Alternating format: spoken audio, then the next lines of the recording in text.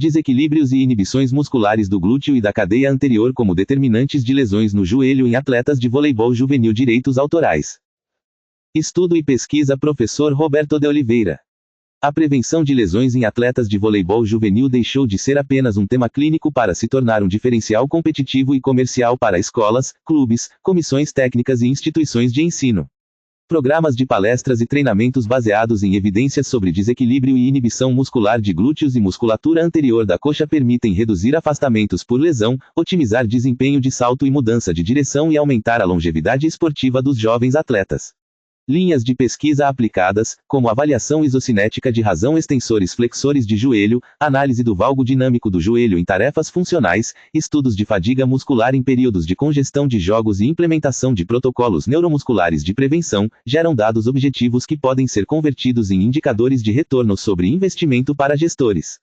Palestras integrando fisioterapia esportiva, medicina do esporte, biomecânica, treinamento de força e psicologia do adolescente oferecem argumentos de alto impacto para pais e patrocinadores, ao demonstrar que investir em diagnóstico precoce de desequilíbrios musculares do glúteo e da cadeia anterior reduz a incidência de tendinopatias, lesões ligamentares e cirurgias reconstrutivas, preservando talentos e resultados esportivos. Treinamentos práticos com filmagem de aterrissagens, correção técnica individualizada e periodização de fortalecimento específico transformam evidências científicas em protocolos simples, replicáveis e economicamente atrativos para qualquer instituição que deseje se posicionar como referência em formação segura de atletas de voleibol juvenil. Acesse o site abaixo gratuitamente e verifique sobre textos plagiados. 2. Resumo. Lesões no joelho representam parcela importante dos afastamentos em atletas de voleibol juvenil, especialmente em decorrência de saltos repetidos, aterrissagens em valgo dinâmico do joelho, fadiga e desequilíbrios entre musculatura glútea e cadeia muscular anterior da coxa.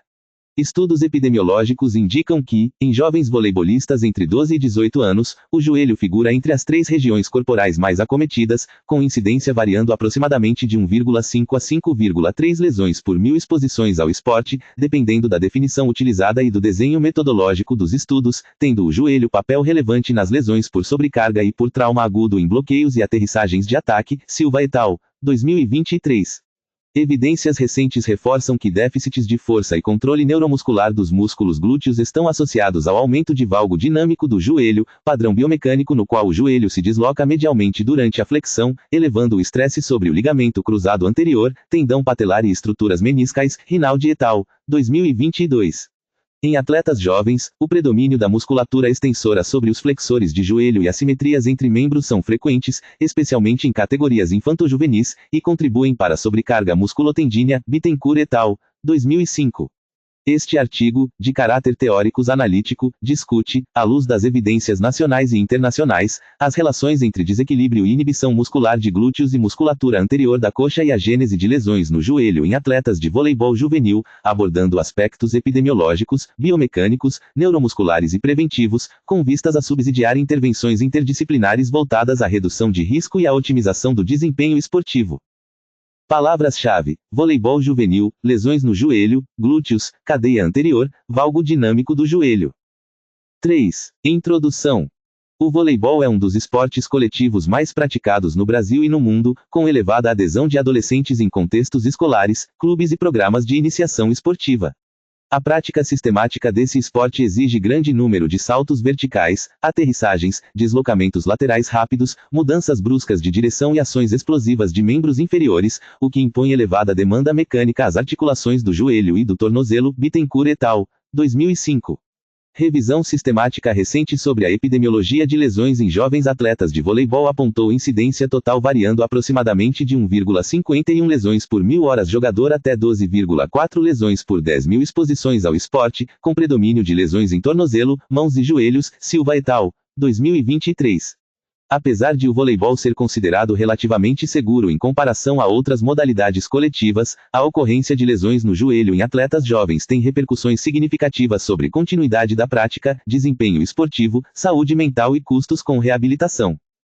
Do ponto de vista biomecânico, movimentos típicos do voleibol, como o salto para bloqueio e ataque, solicitam intensamente a musculatura extensora do joelho e o complexo glúteo, especialmente glúteo máximo e glúteo médio, além de exigirem coordenação fina da musculatura flexora do joelho e dos estabilizadores do quadril.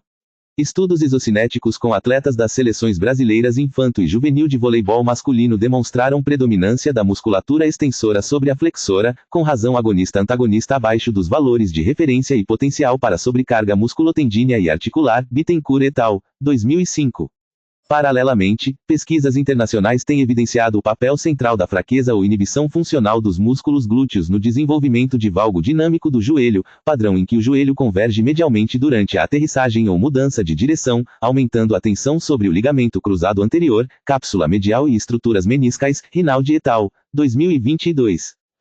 O problema central que orienta este estudo pode ser formulado da seguinte maneira: em que medida o desequilíbrio e a inibição muscular dos glúteos e da musculatura anterior da coxa contribuem para a gênese de lesões no joelho em atletas de voleibol juvenil, e como esse conhecimento pode orientar estratégias preventivas e de treinamento. A literatura aponta que adolescentes do sexo feminino apresentam maior predisposição a padrões de valgo dinâmico do joelho e a lesões não traumáticas do ligamento cruzado anterior, possivelmente em função de fatores hormonais, anatômicos e neuromusculares, Larva et al., 2021, mas ainda são escassos os estudos que integram especificamente glúteos, cadeia anterior e contexto do voleibol juvenil.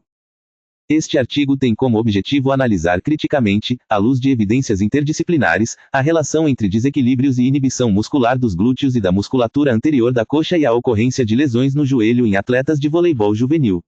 Busca-se, também, discutir implicações práticas para avaliação, prescrição de treinamento de força e implementação de programas de prevenção de lesões, com ênfase em abordagens neuromusculares e no desenvolvimento de padrões técnicos mais seguros de salto e aterrissagem.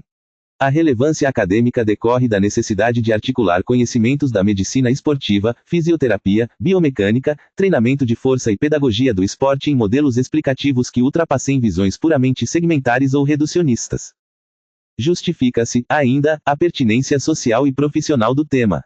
Em contextos brasileiros, relatos clínicos indicam que, após o tornozelo, o joelho é a articulação mais frequentemente acometida em praticantes de voleibol, com destaque para tendinite patelar, tendinite quadricipital, lesões do ligamento cruzado anterior e lesões meniscais, Karpstein, 2025, PR, 2021.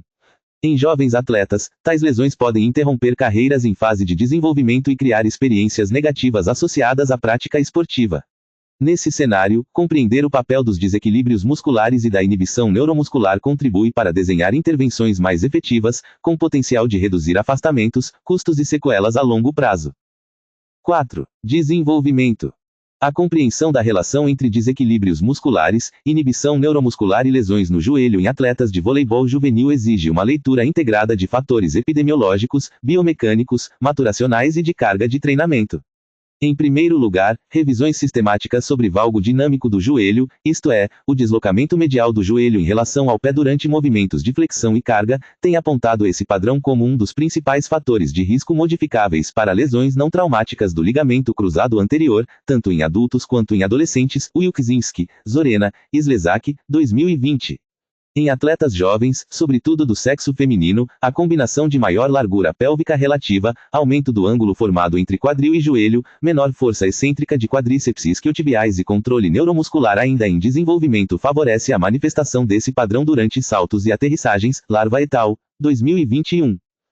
No voleibol, a tarefa de aterrissagem após bloqueios e ataques é particularmente crítica.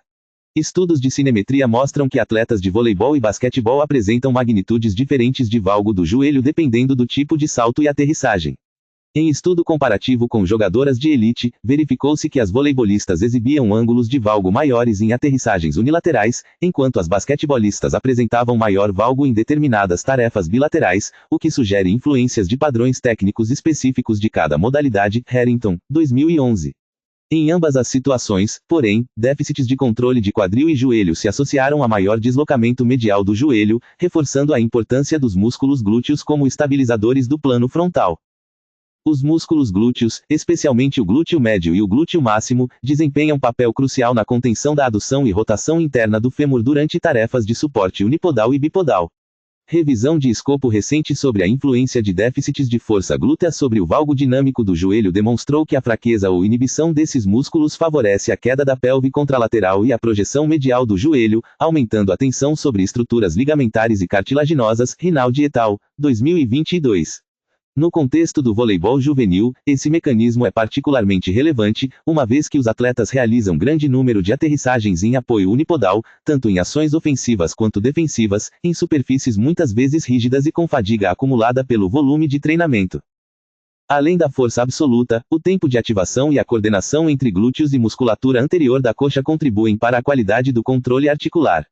Meta-análise sobre ativação muscular em indivíduos com valgo dinâmico indicou padrões alterados de atividade eletromiográfica em músculos do quadril e do joelho durante agachamentos unilaterais e tarefas de agachamento com os braços elevados, sugerindo que, mais do que a força isolada, é o padrão de recrutamento coordenado que diferencia indivíduos com e sem controle adequado do joelho, Kou, Saki, Tahayori, 2024.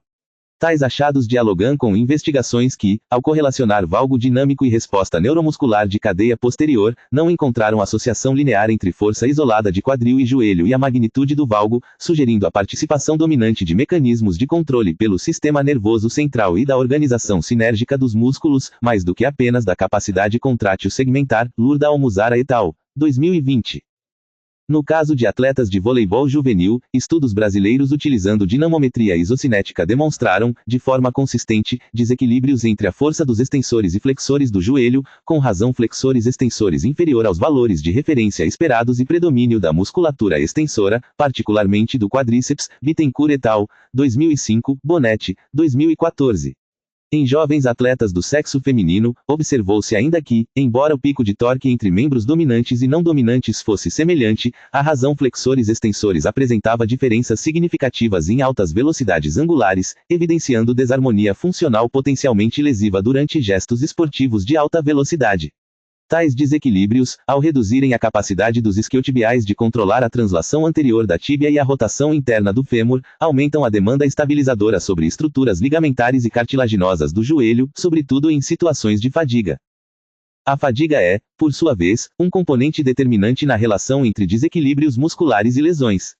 Estudos com jovens atletas submetidos a protocolos padronizados de fadiga mostraram que, após a exaustão, ocorre incremento significativo do valgo dinâmico do joelho durante testes de queda de salto, sugerindo que a capacidade de controlar o alinhamento articular é particularmente vulnerável ao cansaço, fatiga em crises dynamic in valgus in youth athletes, estudo de campo com teste de salto publicado em revista especializada em artroscopia do joelho em 2019. Em jogadores de voleibol, relatos clínicos ressaltam que as lesões no joelho frequentemente ocorrem em situações de sobrecarga de calendário, com muitos jogos em sequência e tempo reduzido para a recuperação, em que a musculatura extensora e a cadeia posterior não conseguem amortecer adequadamente os impactos. Futis, 2017. Outro aspecto relevante é a inibição muscular artrogênica, isto é, a redução reflexa da ativação de determinado músculo em resposta à dor, edema ou lesão articular. Em atletas de voleibol com dor anterior no joelho, especialmente associada à tendinopatia patelar, observam-se frequentemente quadros de inibição do quadríceps, levando a compensações por parte dos músculos glúteos e isquiotibiais. Por outro lado, em presença de dor ou fadiga no quadril, é comum que os glúteos apresentem inibição, com transferência exagerada de demanda aos músculos da coxa e consequente sobrecarga do joelho. Revisões sobre tendinopatia patelar em voleibolistas apontam incidências superiores a 40% em jogadores de alto rendimento, com implicações tanto para o desempenho quanto para o risco de lesões adicionais. Ferretti et al., 1983, citado por Bittencourt et al., 2005, Briner, Benjamin, 1999, embora mais antigas, essas evidências permanecem atuais ao destacar o papel da carga repetitiva de salto e do desequilíbrio entre musculatura extensora e flexora. Em termos epidemiológicos específicos do voleibol juvenil, a revisão de Silva e colaboradores identificou que o joelho, embora não seja a região com maior número absoluto de lesões, apresenta relevância particular para lesões por sobrecarga, sobretudo em atletas mais velhos dentro da faixa juvenil e com maior volume de treino e competição. Silva et al., 2023. Fatores associados a maior risco incluíram idade mais avançada dentro da categoria, histórico prévio de lesão musculoesquelética, índice de massa corporal mais elevado e maior número anual de participações no esporte. Autores brasileiros, em revisões sobre fisioterapia nas lesões de joelho em atletas de voleibol, reforçam que o predomínio de quadricípede sobre isquiotibiais, assimetrias entre membros e ausência de programas sistemáticos de fortalecimento globais e proprioceptivos contribuem para essa vulnerabilidade. Lopes de Alencar, Barbalho, 2014. A partir dessa base, torna-se possível discutir o papel da musculatura glútea não apenas como estabilizadora local, mas como elemento fundamental da cadeia cinética que se estende do tronco aos pés. O termo core, muito utilizado na literatura internacional, refere-se ao conjunto da musculatura central do tronco, incluindo músculos abdominais profundos e extensores lombares, que contribuem para a estabilidade do segmento lombo-pélvico. Quando se menciona que um atleta possui boa core stability, isto é, estabilidade da musculatura central do tronco, está se indicando que ele é capaz de controlar o tronco de forma eficiente durante movimentos atléticos.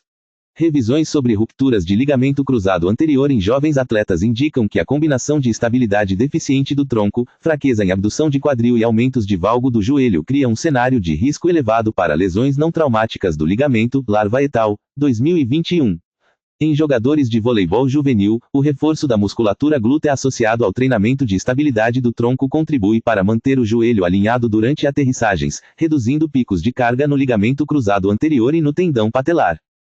Paralelamente, diretrizes internacionais para a prevenção de lesões do joelho enfatizam programas de treinamento neuromuscular que combinem fortalecimento de membros inferiores, exercícios de equilíbrio, pliometria com foco em técnica e feedback sobre alinhamento do joelho durante tarefas de salto e corte. Revisões de programas preventivos demonstram que intervenções dessa natureza podem reduzir significativamente a incidência de lesões do ligamento cruzado anterior em esportes coletivos de quadra, sobretudo quando implementadas de maneira sistemática, supervisionada e com alta aderência. Dargo, Robinson, Games, 2017, Mel et al., 2018.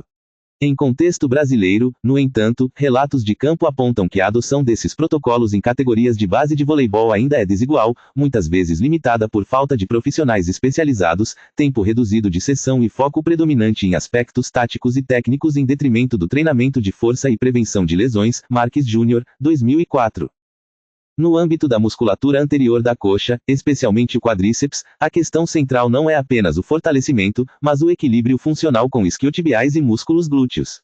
Estudos com dinamometria isocinética em jovens atletas de voleibol indicam que, embora os valores absolutos de torque de quadríceps sejam elevados em comparação com indivíduos não atletas, a relação entre força de flexores e extensores de joelho permanece abaixo dos valores considerados ideais, o que denota risco aumentado para lesão se não houver compensação adequada por controle neuromuscular e por outros segmentos da cadeia cinética. Bittencourt et al., 2005.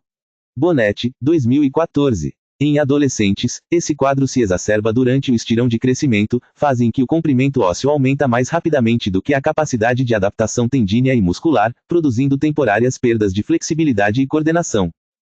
Também é importante considerar fatores contextuais e organizacionais. Estudo de vigilância internacional conduzido pela Federação Internacional de Voleibol mostrou que, entre atletas de elite adultos, o risco global de lesão é relativamente baixo em comparação com outros esportes coletivos, mas que saltos e aterrissagens permanecem a principal situação de ocorrência de lesões de joelho. Beret et al., 2015.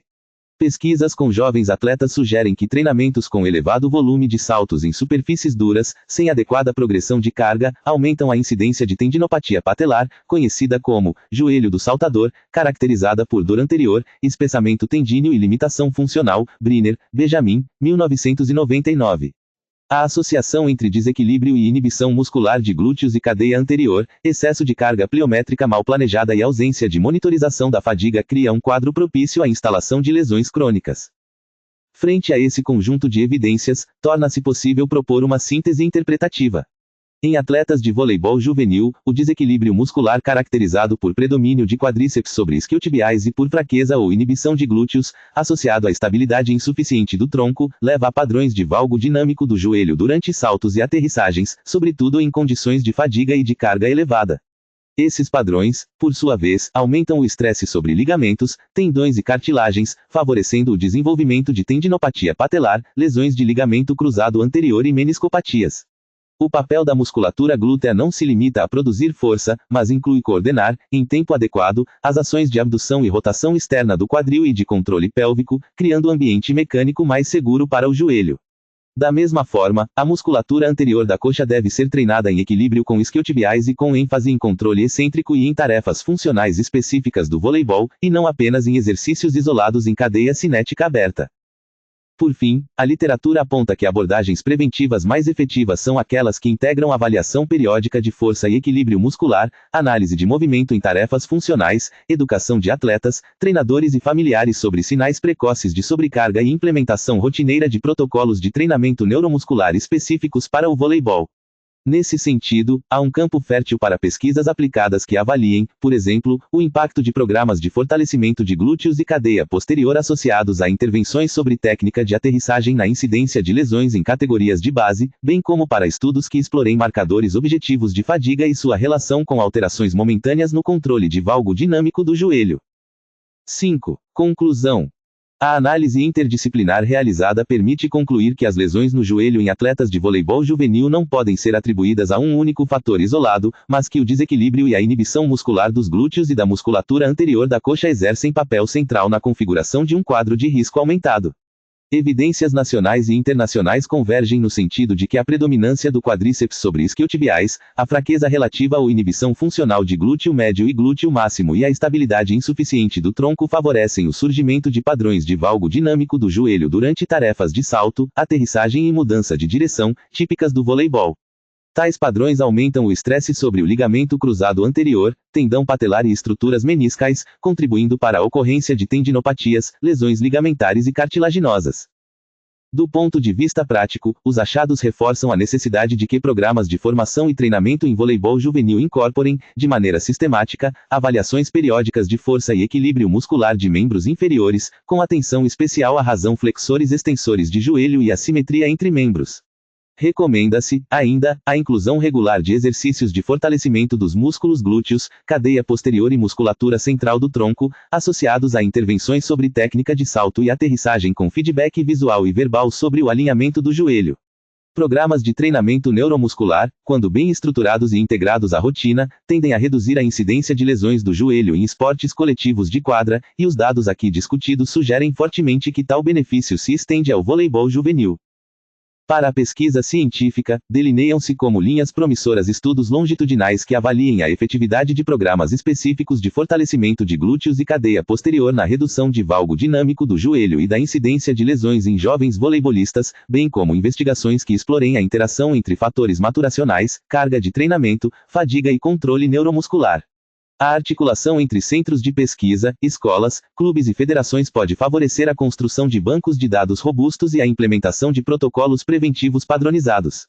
Em termos de políticas de saúde e de educação física escolar, o reconhecimento do papel dos desequilíbrios musculares e da inibição neuromuscular na gênese de lesões reforça a importância de currículos que valorizem o desenvolvimento global da aptidão física e da literacia motora, e não apenas o rendimento competitivo. Em síntese, ao colocar os glúteos e a musculatura anterior da coxa no centro da discussão sobre lesões no joelho no voleibol juvenil, este artigo busca contribuir para práticas de treinamento e prevenção mais seguras, eficazes e humanizadas, orientadas à proteção da saúde e à promoção de trajetórias esportivas sustentáveis para jovens atletas. 6. Referências. 1. Rinaldi, V. G. et al. The Influence of Gluteal Muscle Strength Deficits on Dynamic Nivalgus, a Scoping Review. Journal of Experimental Orthopaedics, SL, V. 9, N. 81, 2022. Disponível em 2. Lurda Almuzara, L. et al. Normative Data and Correlation Between Dynamic Nivalgus and Neuromuscular Response a Man Health Active Malice, a Cross-Sectional Study. Scientific Reports, SL, V. 10, N. 20.972, 2020. Disponível em 3. Cole, S. B. Saki, F. Tahayori, B. Muscle Activation in the Lower Limb Muscles in Individuals with Dynamic Nivalgus During Single Leg and Overhead Squats, a Meta-Analysis Study. BMC Musculoskeletal Disorders, SL, V. 25, N. 652, 2024. Disponível em 4. Larva, J. et al. Stiff Landings, Core Stability, and Dynamic Nivalgus, a Systematic Review on Documented Anterior Cruciate Ligament Ruptures in Male and Female Athletes. International Journal of Environmental Research and Public Health, Basel, V. 18, número 7, p. 3826, 2021. Disponível em 5. Wilczynski, B. Zorena, K. Slezak, D. Dynamic Nivalgus in Single Leg Movement Tasks, Potentially Modifiable Factors and Exercise Training Options. A Literature Review, International Journal of Environmental Research and Public Health, Basel, v. 17, número 21, p. 8208, 2020. Disponível em 6. Alzarani, A. M. et al. Is Hip Muscle Strength Associated with Dynamic Nivalgus in a Healthy Adult Population. A Systematic Review, International Journal of Environmental Research and Public Health, Basel, v. 18, número 14, p. 7669, 2021. Disponível em 7. Harrington, L. Nivalgus Angle During Landing Tasks in Female Volleyball and Basketball Players.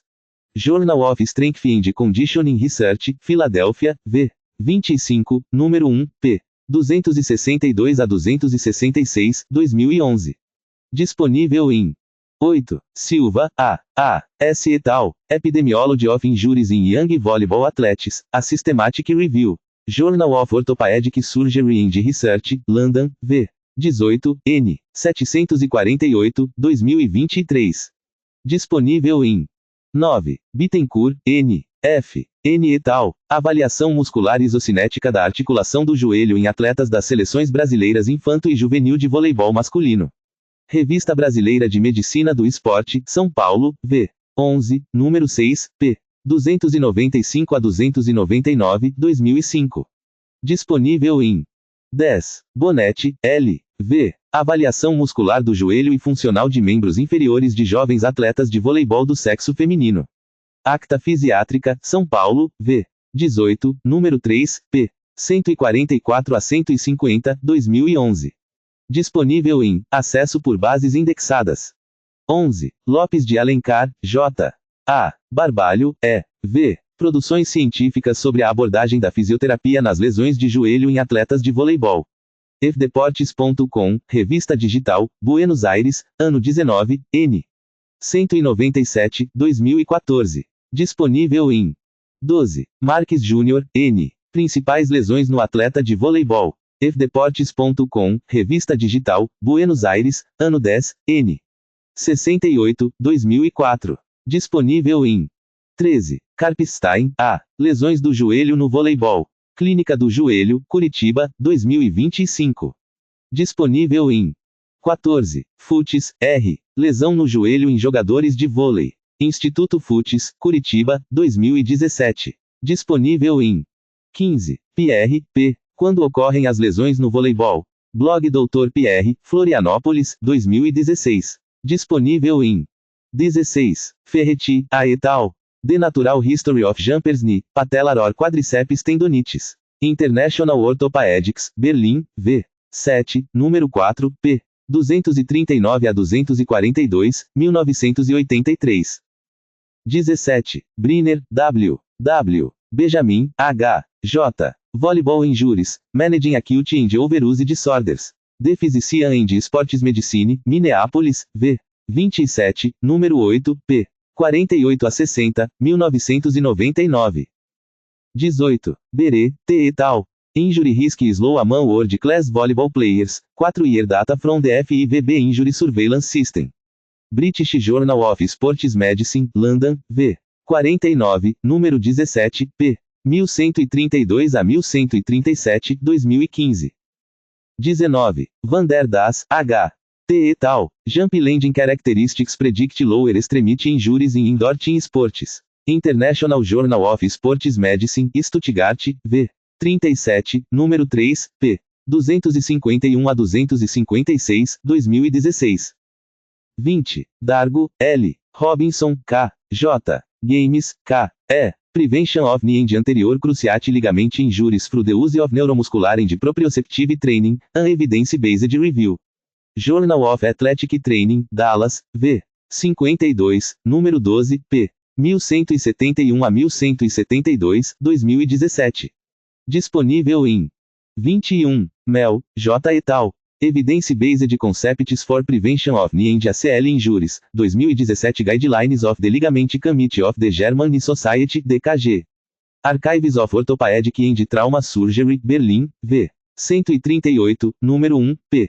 51 a 61, 2018. Disponível em 22. Takahashi, S. et al. A Retrospective Study of Mechanic SMS of Anterior Cruciate Ligament Injuries in High School Basketball, Handball, Judo, Soccer, and Volleyball. Medicine, Filadélfia, V. 98, número 26, é 16030, 2019. 23. Numata, H. et al. Tissue Dimensional Motion Analysis of Dynamic Nivalgus Identifies Female High School Athletes at Risk of Non-Contact Anterior Cruciate Ligament Injury. Knee Surgery, Sports Traumatology, Arthroscopy, Berlim, V. 26, número 2, p. 442 a 447, 2018. 24. Sanders, T. L. et al. Incidence of Anterior Cruciate Ligament Tears and Reconstruction, a 21-year Population-Based Study. American Journal of Sports Medicine, Thousand Oaks, V. 44, número 6, p. 1502 a 1507, 2016. 25. Montalvo, A. M. et al. What is my risk of sustaining an ACL injury while playing football, soccer? A Systematic Review with Meta-Analysis. British Journal of Sports Medicine, London, V. 53, número 21, p. 1333 a 1340, 2019. 26. Lopes Valenciano, A. et al. Epidemiology of Injuries in Elite Male and Female Volleyball Players, a Systematic Review and Meta-Analysis. European Journal of Sport Science, Abingdon, V. 20, número 6, p. 837 a 848, 2020. 27. Leporace, G. et al. Relationship between Isokinetic Knee Strength and Functional Performance in Volleyball Players. Revista Brasileira de Medicina do Esporte, São Paulo, V. 17, número 1, p. 27 a 30, 2011. 28. Gabriel, Y. F. Fong, C. W. A Study of Agonist Isokinetic Work Ratios of Shoulder Rotators in Men Who Play Badminton.